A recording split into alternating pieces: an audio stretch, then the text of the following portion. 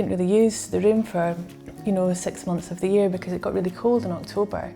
And then it was really sort of the end of March, beginning of April that we were able to move back into the room. And we kind of realised that we had to do something about it sooner rather than later. The most important thing was really just to claim the space for all year round. We've got friends who have used C.R. Smith before, but we've always heard good things about them. We know they're a reputable company, they've been around for a long time, Scottish firm. Definitely because of the size of the roof, it's a big job.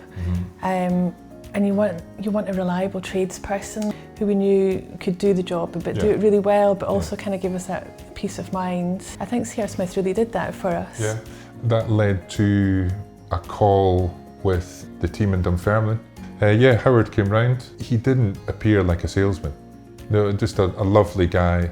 So he gave us a few ideas. Catherine and Howard, you guys concentrated quite a lot on the light aspect of sunrise, sunset, and sort of came up with some really good ideas in regards to the glass on the roof. Yeah, and where we wanted the windows, but also where we could put the windows just with like the structure of the roof. I think communication was very good actually, wasn't it? It's brilliant, Like at all stages of the job, we've been kept informed of what was happening, and just from the very beginning when we were getting drawings made up, and then all the administration side, builder's warrant and the other documents that we needed. And then before the job started, we got a letter to say, when the scaffolding was going to be delivered, when the portfolio was going to be delivered, all the materials that they needed, and when the workmen were going to be on site. It was a military operation.